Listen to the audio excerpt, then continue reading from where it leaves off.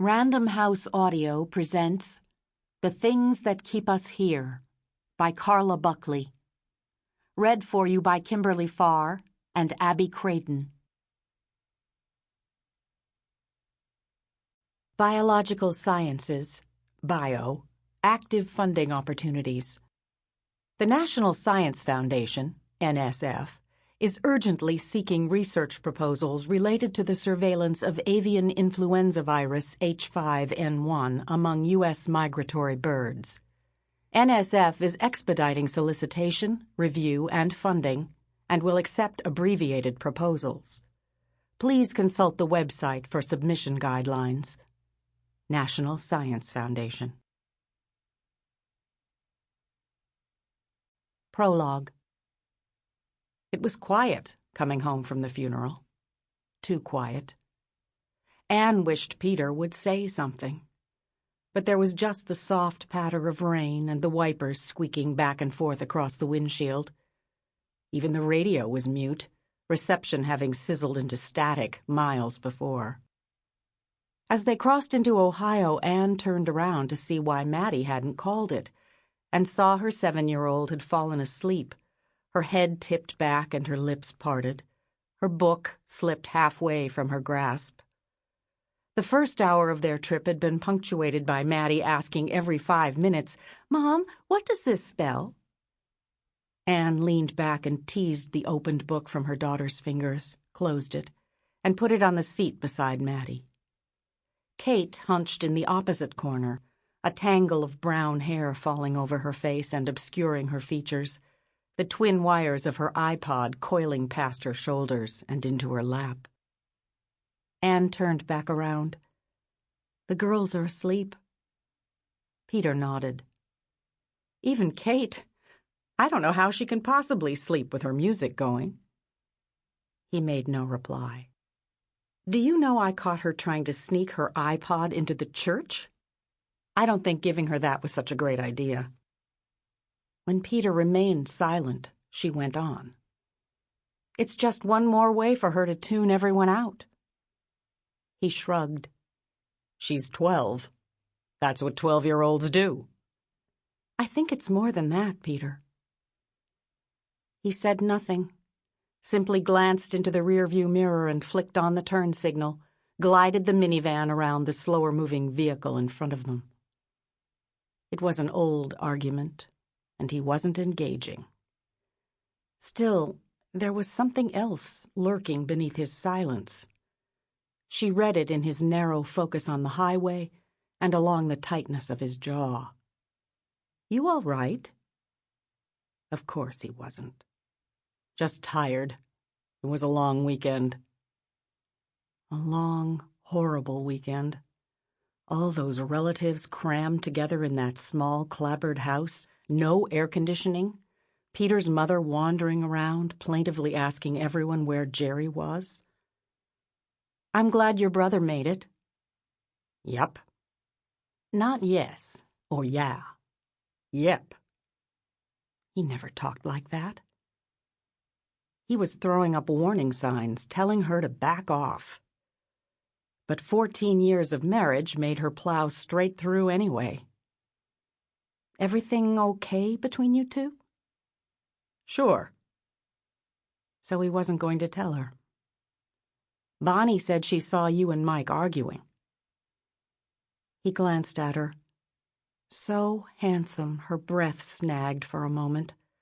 The strong, tanned planes of his face and the beautiful blue-green of his eyes that Kate had inherited. Now he looked drawn and older than his 40 years. He returned his attention to the road. She wanted to cup her hand to his cheek, but he was sending out those keep away signals. She crossed her arms. "Mike doesn't think it was an accident." "Mike doesn't know what he's talking about." "He has a point, though. It is strange your father wasn't wearing blaze orange." "What are you suggesting, Anne? Suicide by Hunter? Give me a break." She should have, but she couldn't let it go. The questions piled up inside her, 3 days' worth of strangers whispering, 3 days of Peter's mother tugging at Anne's sleeve. Things have gotten so bad with your mom, Peter. I had no idea. This morning she told Maddie that her parents must be looking for her and that she'd better run along home. You should have seen the hurt look on Maddie's face. Anne shook her head. It just breaks my heart. We can't leave her like this. Bonnie will check in on her. Checking in's not enough. She needs round-the-clock care. The rain had stopped. A watery sunshine glinted through the clouds. Peter switched off the wipers. I don't want to talk about it, especially with the girls in the car. You mean the girls who are sound asleep? Anne. Maybe she was pushing too hard. She leaned her forehead against the window and watched a hawk spin circles high above. You sure you need to go into the field tomorrow? Maybe one of your students can go in your place. I've got no choice. Hunters are nervous enough right now without me sending in some 20-year-old. Because of the bird flu? Exactly. Do you think you'll find anything? He shifted position. Probably. But it's not an isolated case that's a problem. It's a cluster of cases. Right. The hawk grew smaller and smaller, a smudged dot that eventually disappeared, no doubt to perch on a branch somewhere and watch for prey. I forgot to tell you things were so rushed Friday, but that interview came through. At Maddie's school? She nodded. I go in next week to meet with the principal. I keep thinking, what if I don't get the job? Then I think, what if I do? You'll be fine. I haven't worked in, 12 years. How hard can it be? She flashed him an irritated look, but he was staring straight ahead. It's not finger painting and popsicle sticks, Peter. I just meant I know you can do it. It's theory and history, too. What if I teach above their heads? What if they're bored?